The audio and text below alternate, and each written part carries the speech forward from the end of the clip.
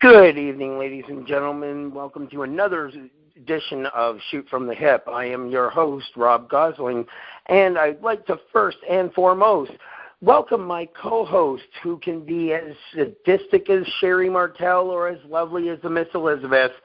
She is the one, the only, Miss Bernadette. Aw, thank you very much, Rob. It's a pleasure to be here tonight. I'm excited. As am I, and as everyone else should be as well. I'm not kidding. Tonight we are going hardcore, and I'm just going to get right to business here. We got our special guest already here. He is the one, the only, the blood-stained hurricane, Mr. Jesse fucking Amato. Hey, what's going on, guys? We're doing well, doing well. That's an awesome intro, by the way. I should probably be a ring announcer. Well, thank you. I've always said that I thought I would be good at that. Anyway, so I'm just going to start this right off. First and foremost, why hardcore wrestling? It's one thing for people to go, I want to be tossed around and beat up for a living. It's another to go, no, that's not good enough for me. I kind of want thumbtacks and casket matches and that kind of thing. So why the hardcore route? Well, to be quite honest with you, look at me, then look at pretty well every other professional wrestler on the planet. I needed something to stand out, and hardcore wrestling is something that I developed a really big passion for. In the 90s, I was one of the few that got to watch ECW because my grandfather was one of those old tape traders of sorts that you don't hear much of anymore because of things like YouTube. So I was exposed to it at an early age, and I really fell in love with it. Also, when it comes down to it, when push comes to shove, the most basic, easy answer to give is I pretty much really like Baconators and Xbox too much. Nice. Okay. Seeing as you are the blood-stained hurricane, you probably take, any promotion that you enter by storm. Yeah, I know. I'm sorry, that was so cheesy. Tons of fun. Had to be done. It's all Anyways, like CCW, for example, is one of those organizations that you can totally thrive in with your hardcore style. So who would you want to face on their roster if given the opportunity? That's a really good question. Thank you. On their roster, like currently, I'm guessing. Currently, if there's anyone on the roster I'd love to face, it would be DJ Hyde. Oh. I want to go after the boss. Oh, well, go big or stay home, right? Yeah, I have a lot to prove, I think, to the Eastern fan base, the Northeastern fan base.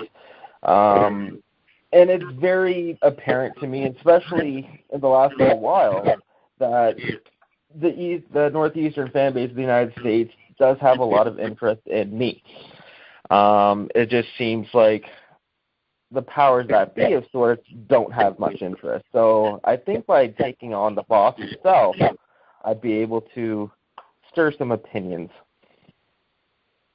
and really make them hear. It's hard for me to explain this in a sense, but it's like within wrestling, there's a lot of, I don't want to say politicking, but that's what it essentially is at the end of the day. So just to bypass all the politics and bullshit, I'd rather give a first-hand example. Fair enough. So going along the hardcore conversation here, I was hoping we could bring up last year's little fiasco in London, or this year's rather, I guess, back in April. where in case callers don't know what happened, just a quick rundown. London, Ontario, there was a hardcore road trip, and it featured the likes of Juventud Guerrera, Devon Dudley, amongst independent wrestling talent such as Jesse fucking Amato here. And the promoter on the last day, on the very last show, for whatever reason decided to be a dick and really fuck over all the talent by leaving during the intermission with all the money and stranding like half the roster of the entire show, where fans actually had to chip in and get some of the wrestlers back to their connecting flights and stuff. So that's the background to that. So my question to you is, has Mark Livingston, who is said promoter and douchebag throughout all this fucking bullcrap, has he contacted anybody that you know of? Has he made any arrangements with you of any kind as of yet? Because, again, we're going on almost a year now. Mm-hmm. Okay, so you called up Mark Livingston. That's his worker name, I guess you could say. His shoot name is Mark Anderson. It doesn't really matter. He's the same piece of shit no matter which way you want to go by. He did make some contact towards me a couple days later, and he offered to pay me. What my response was is, fuck you. I don't want your money personally. What you did was completely wrong, and you completely fucked over a lot of people. And you fucked us over as one, so I want you to pay us as one. I'm not going to take your money and let you pay off just the local guys so you leave your house comfortably. I want you to pay everybody, and I'll be the last one to take your money. The whole premise around it was bullshit. I mean, the dude faked a heart attack so he could get himself in protective custody of the hospital. Because if a bunch of angry people show up to the hospital asking for one person, they're not going to give him up. And because it was a heart attack, he's going to be there for at least 48 hours, or so he claimed. It was all complete bullshit. He ended up sending his, I think, maybe 14-year-old kid back to tell us that he's in the hospital with a heart attack and we're not getting paid. I have heard that some people did get paid. I'm not really sure who, don't really care. It was just more so, it's the whole principle of what he did. He screwed over a lot of people. Even the two guys that you mentioned, Juventud Guerrero and Devon Dudley, they never even got the flights to show up. He advertised the shit out of them, but they weren't there. Oh. See, I didn't even know that. Yeah. Yeah. Maybe about half the announced names were there. The first hardcore road trip, I'll be the first one to admit, it was amazing. Everybody got paid. In fact, we got paid a little bit more than we thought we were going to. Nice. So what we ended up doing is, because Death Proof was there, kind of selling our merch and stuff, we ended up taking the merch money that we made and we gave it out to some of the wrestlers so they'd be able to get the gas money to get home. We turned to a lot of our friends that were there, and I know Darcy, PD Flex, he got his, he does LARPing and shit. And they dress up and smash each other in the forest. It's hilarious. I think it's great. But he got that company. They actually bought hotel rooms for some of the independent American workers. Oh, wow. So they had a place to stay. And we were the last people to leave that building, and we would not leave until we knew everybody had a ride home at some way, at least to the airports, or they had their gas money to be able to make it. Smash, they ended up footing some of the bill. They paid a bunch of the guys that are on their roster out of their pockets, just not for the publicity, but just out of a goodwill gesture.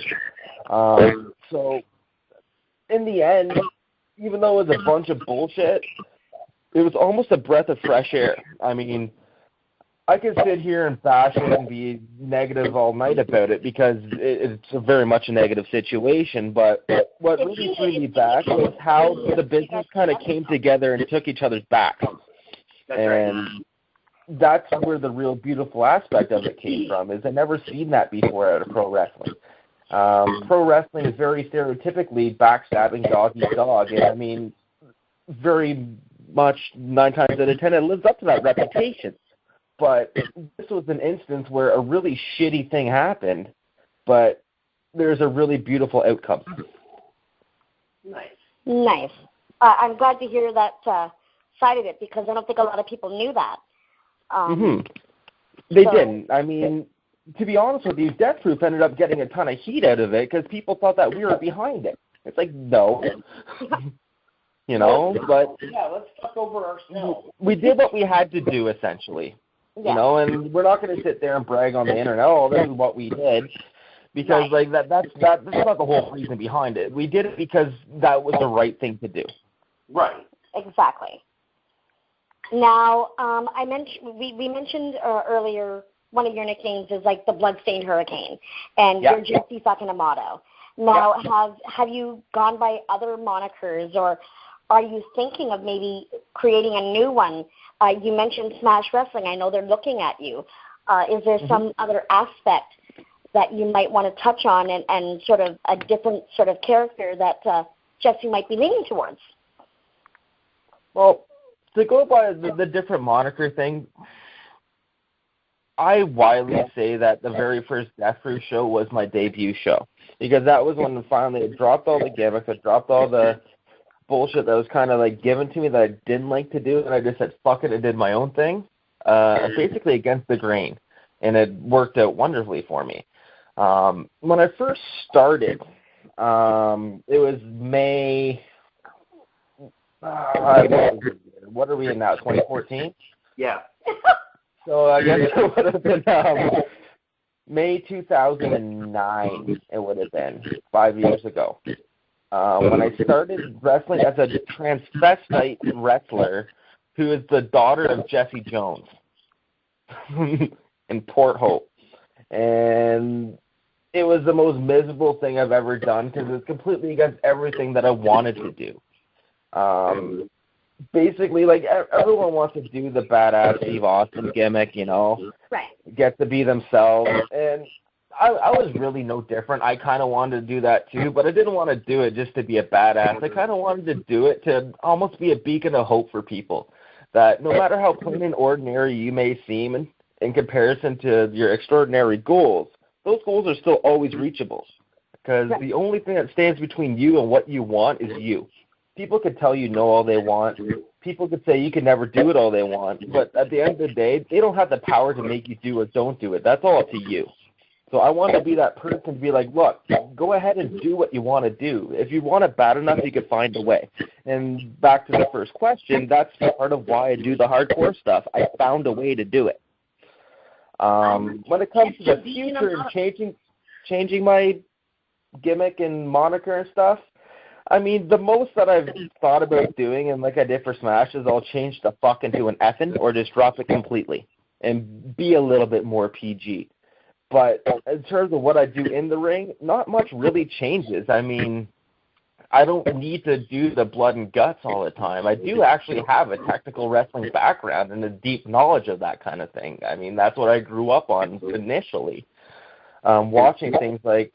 Sure, I watched WWF and all that stuff when it was on TV and WCW. I mean, as you guys know, we kind of got screwed when it came to any sort of options when it comes to watching wrestling. We were pretty much stuck with WWF. We got Nitro on, like, Tuesdays and shit, but because of that, my grandfather having all these old tapes, I got to see things like World of Sport and a lot of the really good, fantastic wrestling.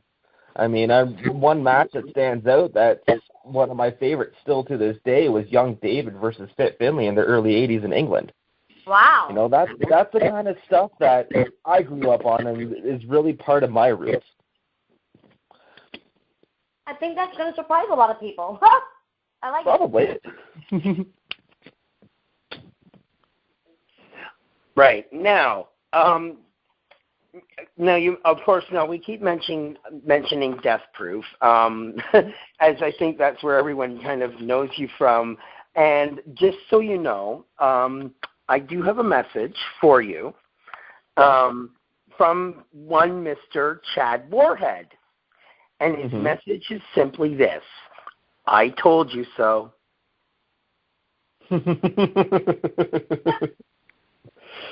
Oh, God.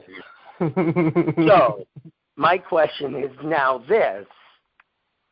How did you get in touch with, because you said you were you have a technical wrestling as a background to begin with. How did you get in touch with Chad, and how did you start with the Death Proof family then? I've known Chad for a number of years. I mean, before I even got into being a pro wrestler, I was still very much involved with the business since I was about 14 years old. With Clayton Wilkins when he used to run MCW, and that was another fiasco in its own story. But at the same time, I'm actually very grateful for that time because I got to learn the back end of the business before I learned the actual wrestling aspect. So I kind of got to learn how to navigate and how things kind of worked and how they should go and how they shouldn't go.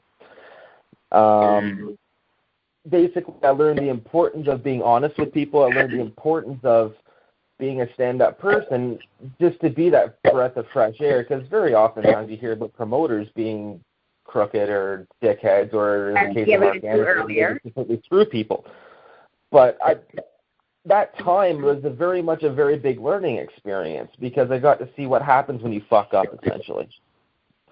But during that time, I actually made friends with Chad, and I followed what he was doing. He was doing the hardcore stuff, and he was going against the grain. I mean, he took a lot of flack from a lot of different people early on for doing what he was doing, but he stuck at it and he persevered. And he was almost, I would definitely say he was a role model before he became a teacher. He took me under his wing, and he offered me a shot at the first Death Proof show. He knew I was green. He knew I just came out of wrestling school because I trained at Figure 4, and he was starting his own promotion at the time, was Death Proof Wrestling, and it was a completely private show, invite only, $10 to get a cup and all the wrestling that we had, and basically provided 3 kegs of beer to drink all you want. It was awesome. And he needed a guy to do a match with him because the person who was supposed to wrestle Chad ended up backing out, and he just sent me a message back then on MSN, and that was the fucking thing. And he really didn't think I was going to show up, and I did. And we threw down, we played in the barbed wire and the broken glass, and I earned his respect. And from then on, I almost became a staple of the company. Now, arguably, people could say I'm one of the top fan favorites there, but when I first started, I was the top heel. And just push came to shove, I ended up earning the respect, and the more that I earned the respect, the more I earned the audience's approval and became who I am today from doing that. Very cool. Now, just touching on that for a second, did you ever, or did Chad ever privately message that person who didn't show up and kind of thank them for sort of, dare I say, connecting you guys? Because, I mean, if that person would have showed up, who knows what would have happened to Jesse and where the Death Proof family would have, you know what I mean? I'm sure you guys would have ended up connecting somehow regardless, but I mean, it was clear that it was meant to be, if you know what I mean. Yeah, it's definitely like I am a believer in things happen for a reason and karma and all that stuff. Whether it's as deep as people like to play it up to be, like every action has an equal opposite reaction, blah, blah, blah, blah, blah. But I honestly can't even remember who it was supposed to be. I'm sure Chad probably does because he has pretty much a photographic memory when it comes to this stuff. But I'm not aware of any sort of contact of a thank you for not showing up. There you go. But I'm sure deep down in Chad's mind and a lot of people's minds that thank you is definitely there. I know I have it. You know, thanks for not showing up, for giving me the opportunity in the business where opportunities are few and far between, especially when you're just breaking in. Right. Well, we both, me and you, alluded to and mentioned Smash Wrestling earlier, another Southern Ontario wrestling promotion up here. Now, I know that they've been looking at you and kind of scouting you and, you know, kind of giving you a chance. Now, how was Jesse Amato, aside from changing the fucking to effing or completely out, how is Jesse going to fit into the Smash Wrestling roster, and who are you like most looking forward to wrestling there? In terms of fitting in, I think part of the reason why it works is I completely don't. Yeah, I can see that.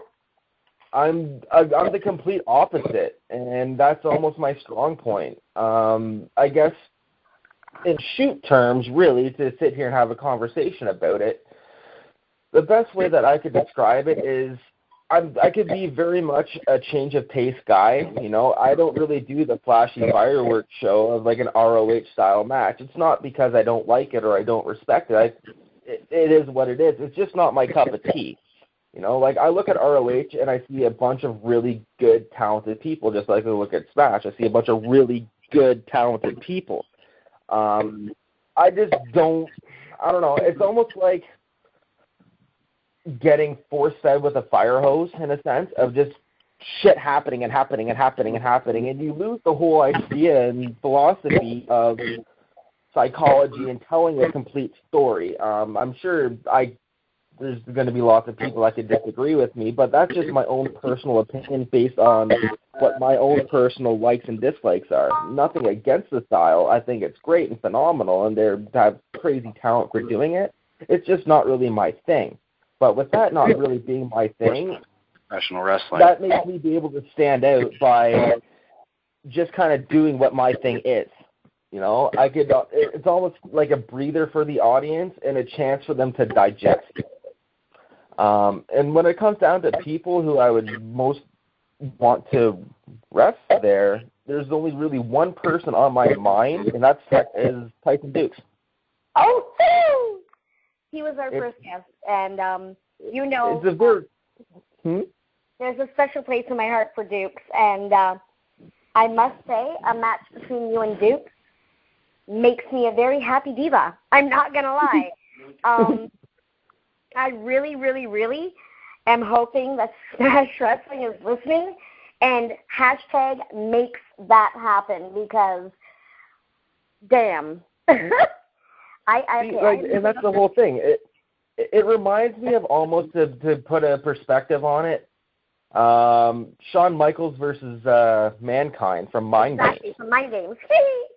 It's just like, it's very much one of those things, and that's kind of why I'm proud of the match I had with Scotty O'Shea there because of that. And going in, I mean, talking to Hacker, he kind of knew what he was in for, but he didn't at the same time. Right. And a lot of, like, you'll see in the match different points where he's, like, looking baffled and surprised. And that was a legitimate reaction, like, holy shit, this guy is more than just punch, kick, blood, and guts. Exactly. Which is something that I've pretty much, I guess you could say I put it on the back burner for the majority of my short career. Well, I didn't really bust that out until then. And there's a lot more behind it. It's just, my philosophy is don't give everything at once, because you'll be boring people within a year. That's right. Because you just run out of shit to do. Makes sense. You know, like how many people would guess that I'd be able to do a 450 splash or an Ice IM moonsault? Right. I can. Well, there you go. Well, I got to tell you, Jesse, we've already got some callers in the queue. And you know what? If anybody else there wants to join the convo, they know the number. It's 1-559-726-1300. Don't forget the access code 742021, and push that pound key to let us know that you're in the room and you want to do it hardcore and ask Jesse a question. So before we get to those callers, I'm going to do a really, really, really fast rapid-fire segment. It's called First Impressions, Jesse. I'm going to mention the name, and I want your first impression, what you thought of them when you first saw them or when you first met them. Okay.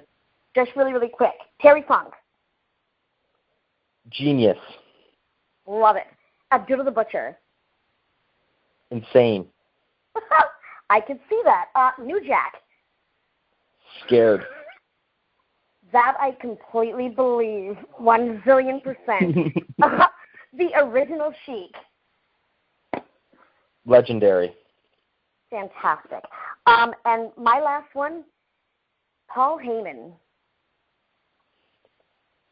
The man that made everything possible for me to achieve success. Exactly. Okay, I'm going to hand you back over to Rob, because Rob's got the callers in the queue. No worries. All right, let's get this going. All right, right off the hop from the 804, go ahead. Hello, Mr. Jesse. Hello. By the way, I'm just going to say your nickname, the Bloodstained Hurricane, makes me think of Castlevania, so I don't know if that's a good thing or bad thing. It's a great thing. Video games are wicked. All right, then. Good thing, then. Since I know you're a hardcore wrestler and Mr. Rob and Miss Bernadette know I'm not into that scene, what is your favorite match that you've been in that's not a hardcore match? Definitely the match I had with Hacker at Smash Wrestling. It was an opportunity for me, I guess recently you could say, to showcase that there's a lot more depth in that the stigma of hardcore deathmatch wrestlers not knowing how to work or not knowing how to wrestle is complete bullshit. Alrighty then. Is that it, Doug, or anything else? Well, I do have one more question since we have time. When you're not wrestling, when you're not on tour, up in Canada, U.S., or wherever, what do you like to do in your free time when you just want to kick back, drink a beer, and say, yeah, I'm going to watch hockey tonight? You just answered my question, brother. Oh, that's okay.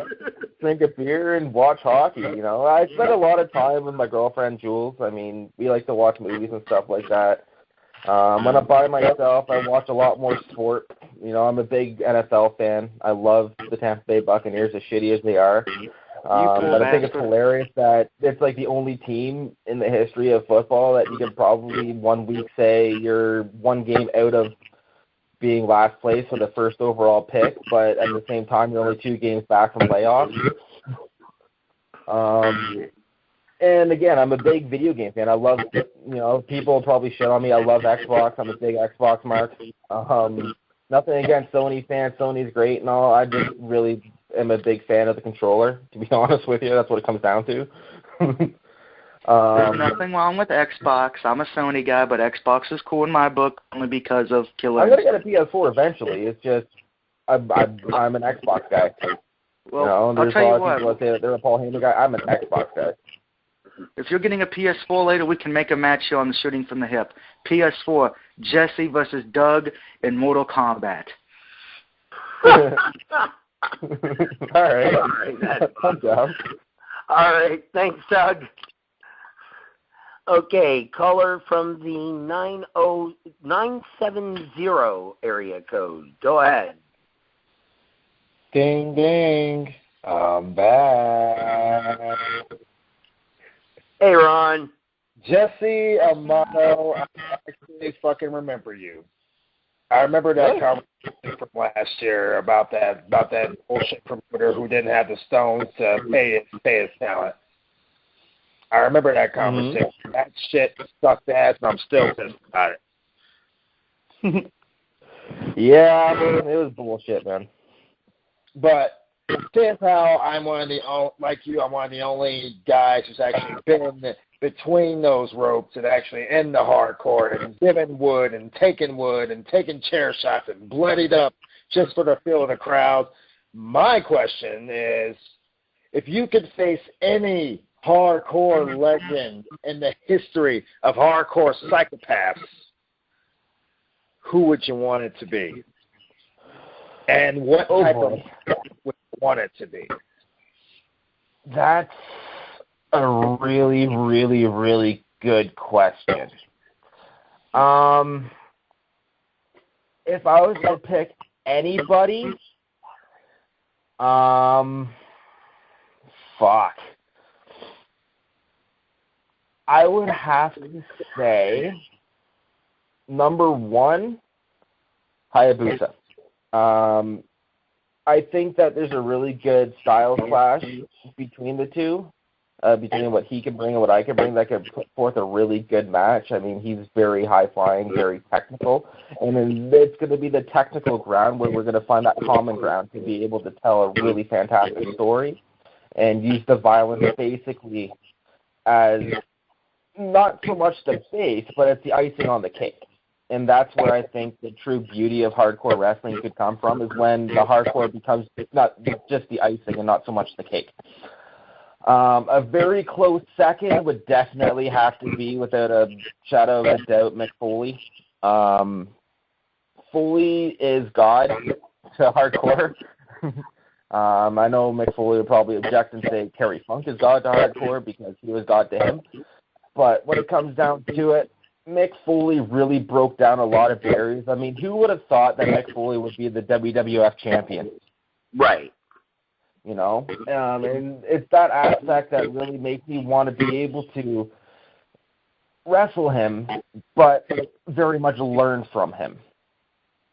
Because he's the guy that's gone to the dance. And Terry Funk's right up there too, but I think Mick Foley would be a little bit better of a matchup between him and I. As far as the stipulations with Hayabusa, definitely I would say I want to say no rope barbed wire, but I don't, because the no rope barbed wire, it wouldn't take from him, but he utilizes the ropes a lot for a lot of his crazy ass moves. So I would have to turn it into more of one of those. I forget what they call them in Japan. I really do. I'm kind of having one of those memory lapses here. But they put like the exploding barbed wire shits on the outside of the ring. A C4 explosive match. Yeah, those things. With Mick Foley, if I was to pick anything, that would definitely be the no rope barbed wire. I'd like to think that Mick Foley's the reason why that match is famous. Right. Because he's the one that I don't want to say brought it to mainstream, but he kind of did when WWF at the time was kind of promoting that a bit about Mick Foley. Right. You didn't see a lot of people talk, oh, Terry Funk and the no rope barbed wire. No, it's Mick Foley's name that comes with that, which is why I would like to work him at his own game. Awesome. Is that it, Ron? Go ahead. No, that's everything. I'm good. All right, cool. Well, thank Anything you else? very much. Okay. Yes, we have one more caller from the 519 area code. Go ahead. Hi there, Jesse. Hey, man. First, well, I got two questions here. Who's better, Priest or a Maiden? Maiden, 100%. Maiden? Yeah. Okay, and the real question, what was going through your mind before Masada threw you off a balcony through a table?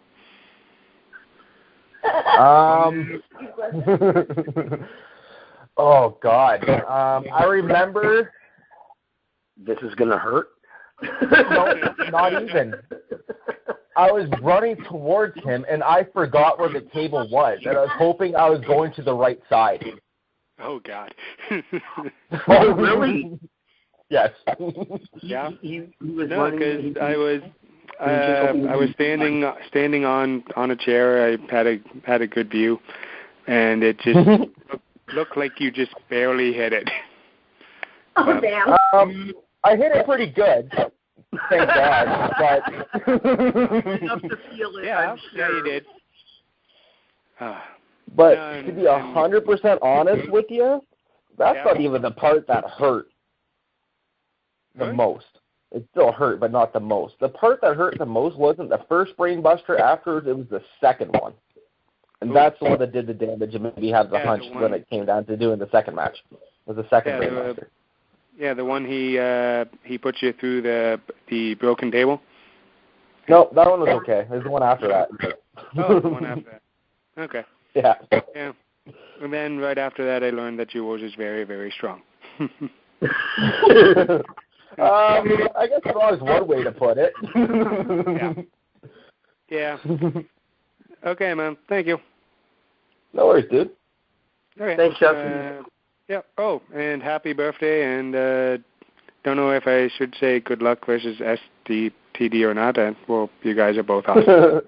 No, that's just a statement of, so good luck versus STD. Oh, man.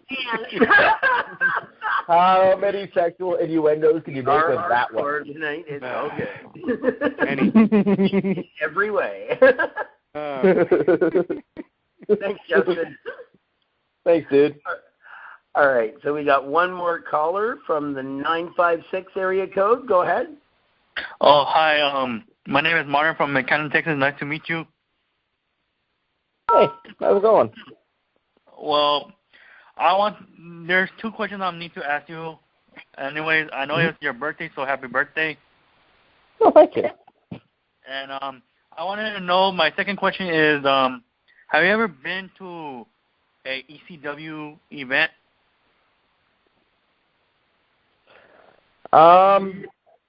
No, I haven't. That's one of the things I wish I would have been able to do. I ended up missing I think they did 2 in Mississauga, and I remember the one day I had like a family birthday to go to, I just couldn't make it. And the other one I can't remember if there even was another one. But I really, really, really wish I would have been able to. But ECW was definitely something that I followed religiously. Like when it was on TNN, I watched it every week. Wow. I collected. I remember going to HMV and buying an ECW DVD and paid $42 fucking for it. Wow, I can't believe it. But I still have it. But like one more ECW is something that I hold very near and dear to my heart. Wow. So I have one more question. Have you ever met a WWE superstar that you used to like back in the days in real person? Yeah, I met a bunch of them, to be honest with you. A specific one that really stands out to me was definitely Raven. Raven, wow. I met him at the first hardcore road trip. Actually, I met him in Oshawa before, too. But it wasn't like in any sort of personal aspect as it was for hardcore road trip. And Raven gets a really bad stigma of being a dick or whatever and kind of out for himself. And I would be the first one to tell you that he's the exact opposite. He'll be a dick if you don't respect the business. He'll be a dick if you don't respect him. I understand.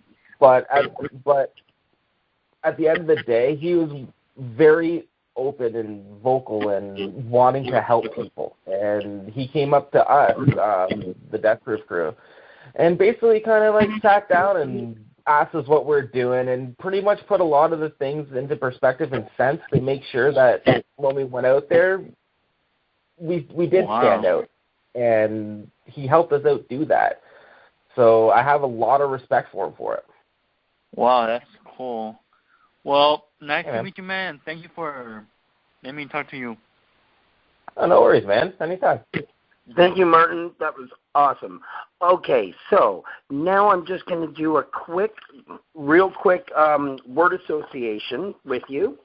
Again, rapid fire, these are guys that you probably, like, a couple of guys that I know for a fact you've met, and others just, one word, like, whatever, word or phrase or whatever to just kind of go with them. First off, Masada. Tough as shit, hits like a Mack truck, but at the end of the day, he is the one person I have to thank for the rest of my life for making me who I am. Wow. Nice. Tommy Dreamer. Huge inspiration, heart and soul of ECW. Him doing what he has done has basically allowed me to become the quote-unquote heart and soul of Death Proof. Nice. Very nice guy, too. He actually helped out Jules at Gathering of the Juggalos there when she had a piece of glass stuck in her arm and he plucked it out for her. Oh, fantastic. It actually made him kind of squeamish. Okay, someone that you're a little more familiar with. I have a feeling I have the answer to this one. Little bit. Aiden Rain. Tremendous heart. The kid is going to be very good. It's his heart and his drive and his passion to succeed that really draws me to him and wants to help him do that. Nice. Mick Foley. Again, legendary. Without him, there could be no me. He's the one that opened up every single door that anything is possible. And last but not least, Pepper Parks. cover parts. Honestly, I'm a fan of his work. We haven't really talked on a very personal level before, but he's a very good guy. I'll give him that. Fair enough. Okay. So now that's pretty much the show in what it was. However, now I think is a good time for you to just promote yourself. Like, where can people find you on Twitter, on Facebook? What shows do you have coming up? And excuse me. Yes. Excuse me. Hello? Can I speak to Jesse Amato, please? Yes. Oh, you gotta be fucking kidding me. I know that voice. Yeah, you should know this voice, you son of a bitch. It's your best friend in the whole wide world. Adam Hayes, the voice of the salvation of professional wrestling. How's everyone doing tonight? Who the hell? Thank you, Hayes. Who is that? What do you mean, who is this? It's the guy who now owns 50% of Death Proof starting January 1st. That's who this is. Yeah, 50%, not 100%, because you're too stupid to fucking read, moron. You know what? That's At least something is better than nothing, all right, Jesse? And the fact of the matter is, after your little shindig show that's going to be happening this Friday, starting in January, we're going to have to be calling the shots with Steve Corino. Not Warhead, not PD Flex, not you. We at least have to deal with a professional like Steve Corino and don't let the lunatics run the asylum anymore. Exactly. You're going to have to deal with Steve Corino. And if you think he's going to be nice about things, Hayes, you've got another thing coming, honey. Nice. I love we are all looking forward. We are all looking forward to January. It's really cute, Bernadette. Thank you very much. I know you're going to be at the show tomorrow. I know both of you guys are going to be at the show tomorrow for Jesse Amato's birthday bash. It's going to be at the Rock Pile East, and I know everyone's going to be excited to be there. And you know what? In Brimley. That's right. Promote it, Hayes. Promote it. No, you're right. Absolutely. I'm going to promote it. You know why? Because Adam Hayes, the voice of the salvation of professional wrestling, will be there in attendance. I'm going to crash that party with some of Salvation's own. I'm going to bite them off tomorrow. I certainly hope that you're going to be there. I mean, with you being my quote-unquote best friend and all. Of course. On top of that, we'll all have our air. Come on. I have been there for you for years, okay? The last thing I would want to do is miss out on your birthday. I mean, God forbid, you don't call me on my birthday and you don't want to talk to me anymore, but that's fine. I still try to make the effort as a best friend to at least extend my hand and be with you. I'm sorry that you spend most of your time now either getting high or playing video games or with that bitch of a girlfriend of yours, Jules Malone. But the fact of the matter is, Jesse, there's only one person in this business since MCW who went to Hardcore Road Trip to make sure that you were safe. There's one person who's always had your back, and that is me. Yeah, you're right. You did have my back until that fateful day when you decided to turn your back on me and the rest of the family and try to take us down and Death Proof and put a lot of people out of work that are really damn good people. But you had to be a self-righteous. No, shut the fuck up. I'm not done talking. You had to be a self-righteous, arrogant prick and turn the back on the one company that gave you a shot at fucking letting you do what you wanted to do. We had every plan on letting you to do what you wanted to do. But no, it wasn't quick enough for your fucking princess pompous ass. So then you turned your back and you decided to fucking fuck the family. And now what? You want to come onto this show and start bitching at me about fucking, oh, I'm your best friend. I'm going to protect you. I've been there for the whole time. No, you haven't been there the whole time. Because if you were, you would have kept your fucking mouth shut and you would have kept doing what the fuck you're supposed to be doing. Sometimes as a best friend, we can't keep our mouth shut. We actually have to be able to take a stand and protect the other person when they don't realize that they're standing in front of a train. Look, Jesse, I'm trying to change Death Proof for one reason, so that way you actually have a career, so that way you don't wind up in a wheelchair, so that way you can actually be able to have a life, have children, hopefully not with Jules, because those kids would be fucking hideous. But watch what you say about the Hardcore Princess. Hey. No, they're going to be hideous because I'm the one that's hideous, you moron. You need to shut up while I'm talking to him, all right? Okay, you know what, Hayes? Hayes, we have another caller, so I'm sorry. We have to cut this a little short, honey, but we will continue this tomorrow. Oh, we have to cut this short? Yeah. Short. You know what, Hayes? She's right. We will continue this tomorrow. Go ahead and say it, Hayes. Sorry, Bernie, but that was kind of funny. Oh, no. That was all good. Okay, we do have another caller that has called in. From the 918 area code, please, go ahead. Yeah, Jesse, I'm sorry. I was going to call in earlier, brother. I had to go to the ER. I guess my match with Gosling there on the RGW brawl, I guess he messed my hand up. But anyways, okay, I was a fan of the original ECW. What are your top 5 hardcore matches that you've done? My top 5 hardcore matches that I've done. That's actually a really good question. In terms of my favorites or in terms of importance? Just your favorites. Okay. My favorite hardcore match that I've done, honestly, was with Little Bitch in the semifinals of the Death Tournament. It was his first dabble into hardcore, and I'm very happy to be the person to almost break him in a sense. But he allowed me to showcase a little bit more of what I can do to the Death Proof family, and provide a lot more of a wrestling base to the hardcore. Number 2 would be with Matt Tremont at IWA Mid-South.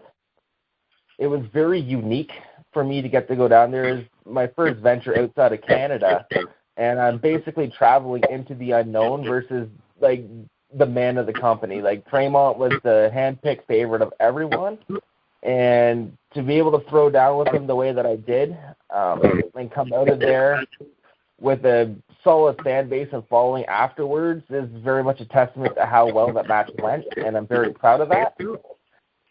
3 and 4 are the 2 that I had with Masada at Hardcore Road Trip 2. Those 2 were very pivotal for me.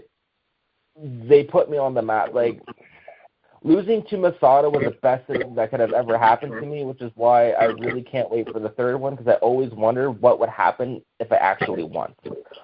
But those 2, again, were a very big learning experience, and I had to learn really, really quickly, because Masada's a guy that, at the end of the day, he graduated alongside Bryan Danielson under Shawn Michaels, and you don't graduate from that class and not know what the hell you're doing. And the fact that he was such a professional and he utilized what he knew to give me a shot to learn and taught me so much out of it is something I'm forever grateful for. And last but not least, and honestly, these are all so close together, this one very well could be a number 1 as well, was the first Hardcore Road Trip. It was the main event with myself, Warhead, PD Flex, Buck Gunderson, Joey Kings, and Jules Malone. And we did a no-rope barbed wire death match, and really why that one stands out as being one of the top 5, if not a very close second, third, fourth, or fifth to the number 1, is that's the core of the Death Proof family together on a bigger stage. And that was a really good moment for all of us, and something that I'm always going to hold close to my heart. Thank you. Okay. Thank you very much, Andrew. That was an awesome question. Thank you to all our callers tonight. So just before we go any further, I just got lost there. Okay, where can people find you? What else is coming up for you? Is there any Smash events in any Smash TV or anything, or any other promotion that you may be working other than tomorrow night where people can find you? Also, your Twitter and Facebook and everything else. Well, there isn't anything in the near future besides tomorrow. What a lot of people don't know, I didn't really talk about it too much, was in that Smash match with Scotty O'Shea, I ended up multiply fracturing my pelvic bone and tore my groin. So I've been kind of nursing an injury. So so I didn't really take all that many bookings afterward, other than the Death Proof one. And I did the one Steel City as well, and that was just, it was bad, and I knew I had to take some time off and actually nurse this one. But besides that, January 11th at Rockpile West with Steve Carino and Masada for Death Proof. That's on tap. And really, that's all that I have scheduled until April, where I'm doing a deathmatch tournament. And I know that there is going to be more news coming out soon. I wish I could be the one to announce everything, but I can't. There is some news for some new dates in the United States coming up. A couple of bigger shows down there. And Smash Wrestling is something that I've been told is on the horizon, but there's nothing in stone yet. But I'm sure that will be coming soon, the more as I kind of keep making noise and explosions and basically making the people demand it. And that's kind of what my goal is right now. Take every opportunity I get and make people demand me elsewhere. So where can people find you then? You can find me on Facebook, Jesse Amato. It's probably the easiest way. I'm not very good at Twitter. I'm still learning. But that's Jesse F. and Amato 420. Or I'm synonymous with Death Proof. Show up at a Death Proof show. We can talk in person. I don't care. I'll have a smoke with you and chill and shoot the shit. Nice. Oh, my goodness. Alrighty, well, now everybody knows where to find Jesse. We're going to let them know where to find us. You guys can follow us on Twitter. It's RWS Media, of course, at RWS Media. You can follow Rob at Twitch80. You can follow me, Bernadette, at Gemini Diva 75. Again, for those who didn't hear, Jesse's Twitter is at Jesse Effin Amato 420. And on Facebook, you can find us, well, it's facebook.com/groups RWS Media. We also do a brawl, so you can follow us there, facebook.com/groups RGW Brawl. And then, of course, Rob Gosling, Bernadette Johnstone, Jesse Amato are our Facebooks. And I'm going to hand you to Rob because Rob's got all the info for all of the other shows that are under the RWS banner for the rest of the week. That's right. Okay, so on Monday nights, we've got Rampage coming up right after Raw. That's about 11:30-ish. Talk about Raw and what's going on there. On Tuesday nights, there's a new show with T. Sean and our wonderful producer, EL.CIBERNETICO. On Wednesday nights, we've got Behind the Sheets. On Thursday nights, we have Shoot from the Hip, which is our show. Oh, in regards to that, there will be no show next week in light of the American Thanksgiving. So we will be back on December 6th, guests to be announced by Monday morning. And on Fridays, we've got Revolution Honors hosted by Doug Barrett. So that's what's going on there. Other than that, I just want to say thank you so much again, Jesse. It was so much fun having you on the show. We really, really appreciate this. Oh, man, no, thank you guys. You guys have been awesome. You know, I wish you guys the best of luck with us. I really hope it takes off. Thank you. And anytime, like, fuck, you know my number. Give me a shout. Absolutely. And we definitely love to have Jules on when she's got the time. I, again, want to thank all of the callers, especially Adam Hayes. There is a special place for you, my friend.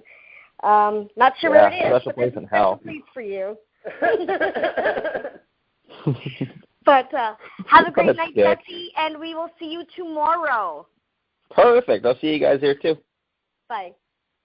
All right, guys.